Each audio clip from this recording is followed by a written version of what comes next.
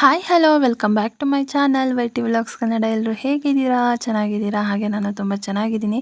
So ಇವತ್ತು ನಾನು ನಮ್ಮ ಅತ್ತೆ ಮನೆಯಲ್ಲಿ ಇದ್ದೀನಿ. ಸೊ ಹಾಗಾಗಿ ನಮ್ಮ ಅತ್ತೆ ಮನೆಯಿಂದ ವ್ಲಾಗ್ನ ಸ್ಟಾರ್ಟ್ ಮಾಡ್ತಾ ಇದ್ದೀನಿ. ಹಾಗೆ ಇವತ್ತು ವಿಶೇಷವಾಗಿ ಪೂಜೆ ಇದೆ ಮನೆಯಲ್ಲಿ.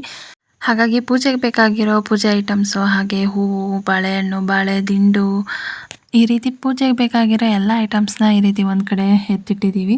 ಇವತ್ತು ನಮ್ಮ ಮನೇಲಿ ಏನು ಪೂಜೆ ಮಾಡಿಸ್ತಾ ಇದ್ದೀವಿ ಅಂತ ಆಲ್ರೆಡಿ ನೀವು ತಮ್ಮನೇಲಿ ನೋಡಿ ಗೆಸ್ ಮಾಡಿರ್ತೀರಾ. ಸೊ ಹಾಗಾಗಿ ಇವತ್ತು ನಮ್ಮ ಮನೇಲಿ ಶನಿದೇವರ ಕಥೆನ ಓದಿಸ್ತಾ ಇದ್ದೀವಿ.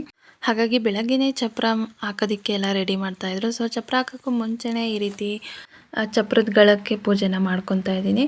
ಸೊ ಅರ್ಶಿನ ಕುಂಕುಮ ಹೂವೆಲ್ಲ ಇಟ್ಟು ಪೂಜೆ ಮಾಡ್ಕೊತಾ ಇದ್ದೀನಿ. ಬೆಳಗ್ಗೆನೇ ಚಪ್ರ ಎಲ್ಲ ಹಾಕೋದ್ರಿಂದ ನಾನು ಕೂಡ ಬೇಗನೆ ಫ್ರೆಶಪ್ ಆಗಿ ಪೂಜೆ ಎಲ್ಲ ಮಾಡ್ಕೊತಾ ಇದ್ದೀನಿ.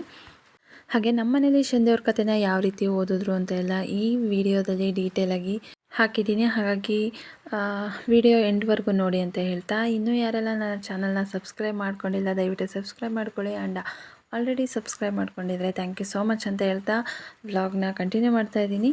ವಾಚ್ ಮಾಡಿ.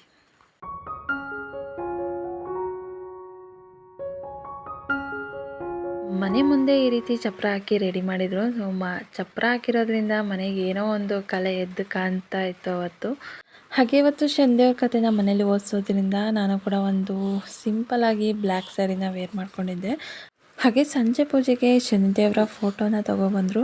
ಸೊ ಪೂಜೆಗೆ ರೆಡಿ ಮಾಡೋದಕ್ಕೆ ಶನಿದೇವ್ರ ಫೋಟೋ ಬೇಕಲ್ವ, ಹಾಗಾಗಿ ಸೊ ದೇವರನ್ನ ಕರ್ಕೊಬರ್ತಿದ್ದಂಗೆ ನಾನು ಕೂಡ ಆರತಿ ಮಾಡಿ ಫಸ್ಟು ಮನೆಯೊಳಗೆ ಶನಿದೇವ್ರನ್ನ ಬರಮಾಡ್ಕೊಂಡ್ವಿ.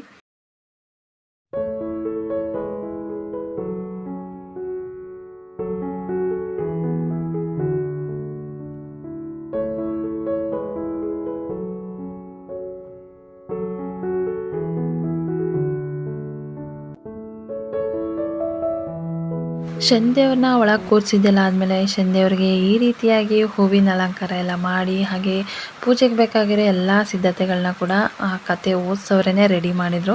ಹಾಗೆ ಶನಿದೇವ್ರು ನೋಡಿ ಎಷ್ಟು ಚೆನ್ನಾಗಿ ಕಾಣಿಸ್ತಾ ಇದೆ ಅಲ್ಲ ನೋಡೋದಕ್ಕೆ. ತುಂಬ ಚೆನ್ನಾಗಿ ಅಲಂಕಾರ ಎಲ್ಲ ಮಾಡಿದರು.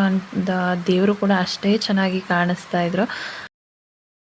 ಈ ರೀತಿ ಪೂಜೆಗೆಲ್ಲ ರೆಡಿ ಮಾಡಿದ್ದಾದಮೇಲೆ ರಾತ್ರಿ ಶುರುವಾಗುತ್ತೆ ಅಲ್ವಾ ಶನಿದೇವ್ರ ಕತೆ. ಹಾಗಾಗಿ ಮೊದಲು ಊಟ ಎಲ್ಲ ಮುಗಿಸ್ಕೊಂಡು ಅದಾದಮೇಲೆ ಕತೆ ಕೇಳೋದಕ್ಕೆ ಕೂತ್ಕೊಂಡ್ವಿ. ಸೊ ಎಲ್ರದ್ದು ಊಟ ಆದಮೇಲೆ ಕತೆ ಹೇಳೋರು ಕೂಡ ರೆಡಿ ಆಗ್ತಾಯಿದ್ರು ಕತೆ ಹೇಳೋದಕ್ಕೆ. ನಾವು ಕೂಡ ಕತೆ ಕೇಳೋದಕ್ಕೆ ರೆಡಿಯಾಗಿದ್ವಿ. ಹಾಗೆ ನಮ್ಮ ಅಣ್ಣನೂ ಕೂಡ ಬಂದಿದ್ದ ಕತೆ ಕೇಳೋದಕ್ಕೆ. ಹಾಗೆ ನಾನು ಮತ್ತು ನಮ್ಮಮ್ಮ ಬೆಂಗಳೂರಿಗೆ ಬಂದಿದ್ದೆ ಈ ರೀಸನ್ಗೆ. ಹಾಗೆ ಈ ಶ್ರಾವಣ ಮಾಸ ಅಂತ ಶುರುವಾಗ್ತಿದ್ದಂಗೆ ಸಾಲಾಗಿ ಹಬ್ಬಗಳು ಕೂಡ ಶುರುವಾಗ್ತವೆ. ಹಾಗೆ ವಿಶೇಷವಾಗಿ ಈ ಶ್ರಾವಣ ಮಾಸದಲ್ಲಿ ಮಂಗಳಗೌರಿ ವ್ರತ ಆಗಿರ್ಬೋದು, ಅಥವಾ ವರಮಹಾಲಕ್ಷ್ಮಿ ಹಬ್ಬಗಳಾಗಿರ್ಬೋದು, ಹಾಗೆ ಗೌರಿ ಗಣೇಶ ಹಬ್ಬ ಆಗಿರ್ಬೋದು, ಇವೆಲ್ಲ ಶುರುವಾಗ್ತವೆ. ಹಾಗೆ ಅದರಲ್ಲೂ ಶ್ರಾವಣ ಮಾಸದಲ್ಲಿ ಈ ರೀತಿ ಶನಿದೇವರ ಕಥೆಯನ್ನು ಓದಿಸೋದು ಕೂಡ ಈ ಶ್ರಾವಣ ಮಾಸದಲ್ಲೇ. ಹಾಗೆ ಶನಿದೇವ್ರ ಕತೆ ಅಂತ ಬಂದಾಗ ರಾತ್ರಿ ಇಡೀ ಶನಿದೇವ್ರ ಕಥೆನ ಹೇಳ್ತಾರೆ. ಹಾಗಾಗಿ ನಾನಿಲ್ಲಿ ಚಿಕ್ಕ ಚಿಕ್ಕ ಕ್ಲಿಪ್ಪಿಂಗ್ಸ್ನ ಮಾತ್ರ ಆ್ಯಡ್ ಮಾಡಿರ್ತೀನಿ, ಏಕೆಂದರೆ ವಿಡಿಯೋ ನೋಡೋ ನಿಮಗೂ ಕೂಡ ಬೋರ್ ಆಗಬಾರ್ದು ಅಂತ ಅಷ್ಟೇ. ಇದು ಎಲ್ಲರಿಗೂ ಸಿಗೋ ಪುಣ್ಯ ಅಲ್ಲ. ಹುಟ್ಟಿದ ಮನುಷ್ಯನ ಕತೆ ಮಾಡೋದಕ್ಕಾಗಲ್ಲ, ಕಟ್ಟಿದ ಮನೆಯಲ್ಲೆಲ್ಲ ಕತೆ ಮಾಡಿಸೋದಕ್ಕಾಗಲ್ಲ, ಹಾಗೆ ಕತೆಗೆ ಬಂದವರೆಲ್ಲ ಕತೆ ಕೇಳೋಕ್ಕೂ ಆಗಲ್ಲ. ಇದು ಜನ್ಮ ಅಂತೂ ಸುಕೃತ ಇದ್ರೆ ಮಾತ್ರ ಸಾಧ್ಯ. ಯಶವಂತಪುರ ಮಾರ್ಕೆಟ್ಗೆ ಹೋಗ್ತಾರ, ಅಲ್ಲಿ ಸಿಗ್ಲಿಲ್ಲ. ಸಿಟಿ ಮಾರ್ಕೆಟ್ಗೆ ಹೋಗೋಣ, ಅಲ್ಲೂ ಸಿಗ್ಲಿಲ್ಲ. ಇಲ್ಲೆಲ್ಲೂ ಸಿಗ್ಲಿಲ್ಲ. ತುಮಕೂರ್ಗೆ ಹೋಗೋಣ ಅಂದ್ರೆ ಅಲ್ಲೂ ಸಿಗಲ್ಲ. ಸಿಗ್ತದ ಸಹ ಇದು ಸಿಗಲ್ಲ. ಅದಕ್ಕೆ ಈ ಪರಮಾತ್ಮನ ಚರಿತ್ರೆಯನ್ನು ಶಿಕ್ತಾನುಸಾರವಾಗಿ ನಾವು ನೀವೆಲ್ಲರೂ ಭಗವಂತನ ಲೇಖ್ಯವಾಗಿ ಈ ಚರಿತ್ರೆಯನ್ನು ಕೊಂಡಾಡೋಣ.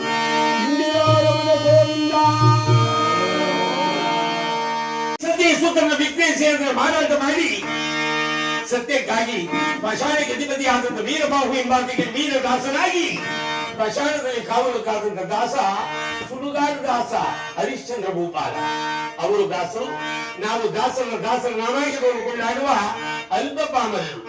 ಅಂದ ಮೇಲೆ ತಂದೆ ತಾಯಿಗಳೇ, ಅಣ್ಣ ತಮ್ಮಂದಿರೇ, ಸ್ನೇಹಿತರೇ, ಕಲಾಭಿಮಾನಿಗಳೇ, ಭಕ್ತ ಮಹಾಶಯರೇ, ಈ ಶ್ರಾವಣ ಮಾಸದಲ್ಲಿ ಶನಿದೇವ್ರ ಕಥೆನ ಓದಿಸೋದು ತುಂಬ ವಿರಳ ಆಗಿಬಿಟ್ಟಿದೆ. ಯಾಕೆಂದರೆ ಮುಂಚೆ ಅಷ್ಟು ಎಲ್ಲ ಕಡೆನೂ ಶನಿದೇವ್ರ ಕಥೆಗಳನ್ನ ಓದಿಸೋರು. ಇವಾಗ ಸಂಖ್ಯೆನೇ ಸ್ವಲ್ಪ ಕಮ್ಮಿ ಆಗಿದೆ. ವರಮಹಾಲಕ್ಷ್ಮಿ ಹಬ್ಬ ಅಂತ ಬಂದಾಗ ಎಲ್ಲರ ಮನೇಲೂ ಲಕ್ಷ್ಮಿ ಇರ್ತಾಳೆ.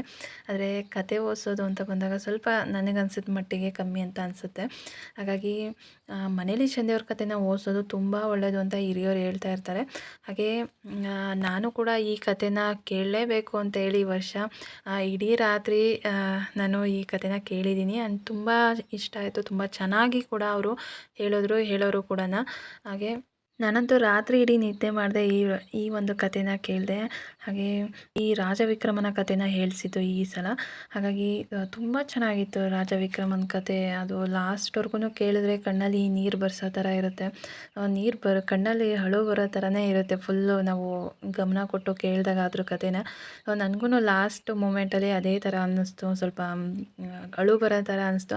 ಆ ಒಂದು ಶನಿ ಪ್ರಭಾವ ಹೇಗಿರುತ್ತೆ, ಅವನ ಮಹಿಮೆ ಏನು ಅನ್ನೋದು ತುಂಬ ಚೆನ್ನಾಗಿ ಕತೆ ಹೇಳಿದ್ರು. ಈ ಪರಮಾತ್ಮ ಜನಿಸಿದಂತ ಸಮಯದಲ್ಲಿ ಕೆಲವು ಚಮತ್ಕಾರಗಳು ನಡೆದು ಹೋಗಿವೆ. ವಿಕ್ರಮರಾಜ ಈ ಭಗವಂತನ ಪುಣ್ಯ ಚರಿತ್ರೆಯನ್ನ, ಪರಮಾತ್ಮನ ಜನರ ಸಂಗತಿಯನ್ನ ಬಹಳ ಭಯಭಕ್ತಿಯಿಂದ ಕೊಂಡಾಡ್ತೀನಿ. ನೀವು ಭಯಭಕ್ತಿಯಿಂದ ಕೇಳಿ ಎಂಬುದಾಗಿ ಆ ಶನಿದೇವರ ಜನರ ಸಂಗತಿಯನ್ನ ಯಾವ ರೀತಿ ಹೇಳ್ತಾ ಇದ್ದಾರೆ.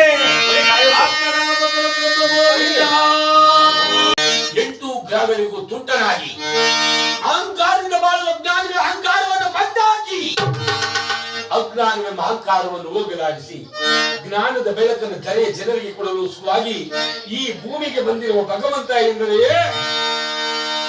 ಈ ಕಾಕವಾಹನ ರವಿಯನಂದನ ಛಾಯಾಪುತ್ರ ಯಮನ ಸಹೋದರ ಛಾಯಮಾರ್ತಾಂಡ ತೇಜ ಭಕ್ತವತ್ಸಲ ಭಗವಾನ್ ಶನಿದೇವನಪ್ಪ. ಅಪ್ಪ ಅಪ್ಪ ಇಂಥ ಶನಿದೇವರ ಗುಣಗಾನವನ್ನ ನಿಜ ಭಕ್ತಿಯಿಂದ ಕೊಂಡಾಡ್ತೀವಿ. ನೀವು ಭಯಭಕ್ತಿಯಿಂದ ಕೇಳಿ ಎಂಬುದಾಗಿ ಗಲಾಟೆ ಮಾಡಬೇಕು. ಆ ಶನಿದೇವರ ಗುಣಗಾನವನ್ನ ಯಾವ ರೀತಿ ಮಾಡ್ತಾ ಇದ್ದಾರೆ. ಶನಿದೇವರ ಪಾದವೇ ಗತಿ ಗೋವಿಂದ, ಸೂರ್ಯಪುತ್ರನ ಪಾದವೇ ಗತಿ ಗೋವಿಂದ.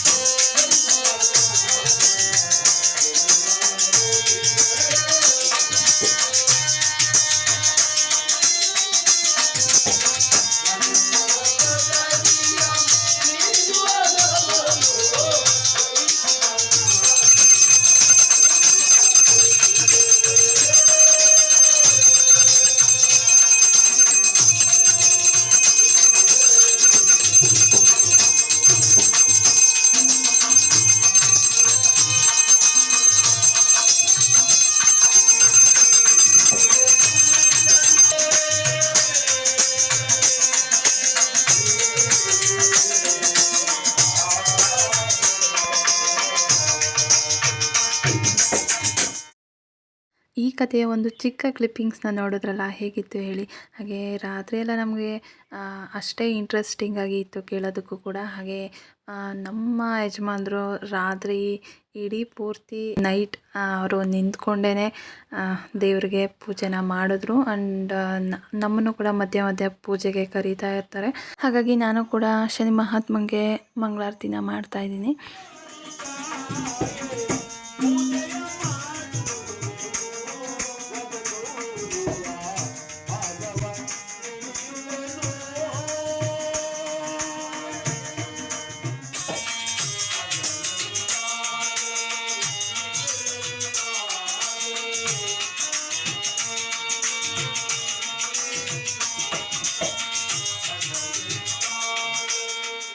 ಕಥೆಯ ಕೊನೆಯಲ್ಲಿ ಮುತ್ತೈದೆಯರೆಲ್ಲ ದೇವರಿಗೆ ಮಂಗಳಾರತಿ ಮಾಡಿ, ಹಾಗೆ ಶನಿದೇವರಿಗೆ ಪ್ರಿಯವಾದಂಥ ಆರತಿ ಅಂದರೆ ಅದು ಎಳ್ಳಾರತಿ ಅಂತ. ಹಾಗಾಗಿ ಇವಾಗ ಲಾಸ್ಟಲ್ಲಿ ಕಥೆಯೆಲ್ಲ ಹೇಳಿದ್ದಾದಮೇಲೆ ಎಳ್ಳಾರತಿನ ಮಾಡ್ತಾಯಿದ್ದೀವಿ. ಸೊ ಶನಿ ಮಹಾತ್ಮನಿಗೆ ಇಷ್ಟವಾದಂಥ ಆರತಿ ಅದು.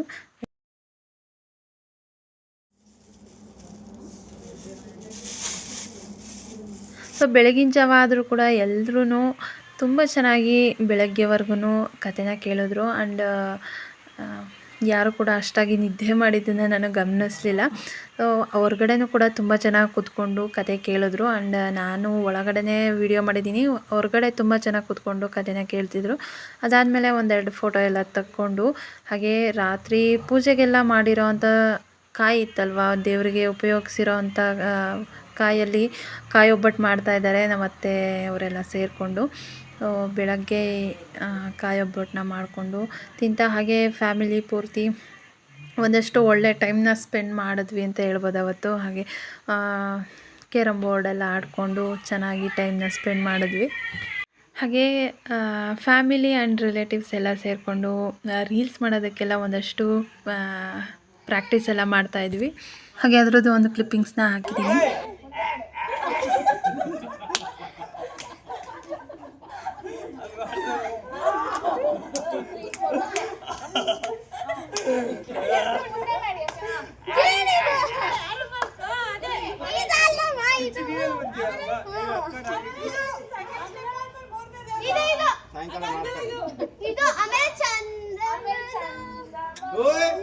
ಬಿಡಿಸ್ಬಿಡ್ತು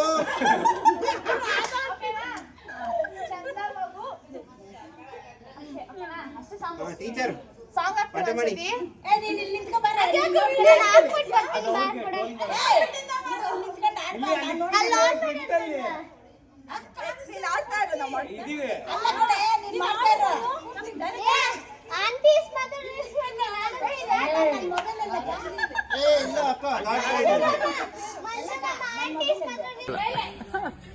ರಾಧಾಂಟಿ ನೋಡ್ರು ರಾಧಾಂಟಿ ನೋಡ್ರು.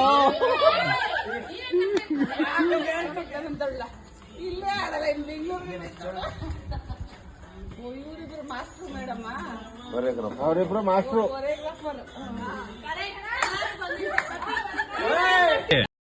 ಎಸ್, ನೋಡಿದ್ರಲ್ಲ ಒಂದು ರೀಲ್ಸ್ ಮಾಡೋದಕ್ಕೆ ಎಷ್ಟು ರಿಹರ್ಸಲ್ಸ್ ಎಲ್ಲ ಮಾಡ್ಕೊತ, ಹಾಗೆ ದೊಡ್ಡವ್ರನ್ನೆಲ್ಲ ಕರ್ಕೊಂಡು ರೀಲ್ಸ್ ಮಾಡೋದ್ರಲ್ಲಿ ಒಂದು ಕಾಮಿಡಿ ಎಂಟರ್ಟೈನ್ಮೆಂಟ್ ಎಲ್ಲ ಇರುತ್ತೆ. ಎಸ್, ನೋಡಿದ್ರಲ್ಲ ಇದಾಗಿತ್ತು ನಮ್ಮ ಇವತ್ತಿನ ಎಂಟರ್ಟೈನ್ಮೆಂಟ್ ಫನ್ ಡೇ, ಹಾಗೆ ಒಂದು ಕಾಮಿಡಿ ದಿನ ಆಗಿತ್ತು. ಹಾಗೆ ನಾವು ಈ ರೀತಿ ರೀಲ್ಸ್ ಎಲ್ಲ ಮಾಡಿಕೊಂಡು ಅವತ್ತಿನ ದಿನನ ತುಂಬ ಚೆನ್ನಾಗಿ ಎಂಜಾಯ್ ಮಾಡಿದ್ವಿ. ಆ್ಯಂಡ್ ರಿಲೇಟಿವ್ಸ್ ಬಂದವರೆಲ್ಲ ಆಲ್ರೆಡಿ ರೆಡಿಯಾಗಿದ್ದರು ಹೊರಡೋದಕ್ಕೆ. ಸೊ ಇದಾಗಿತ್ತು ಇವತ್ತಿನ ನಮ್ಮ ವಿಡಿಯೋ. ಇಷ್ಟೊತ್ತು ನನ್ನ ವಿಡಿಯೋ ನೋಡೋದಕ್ಕೆ thank you so much and take care. Bye.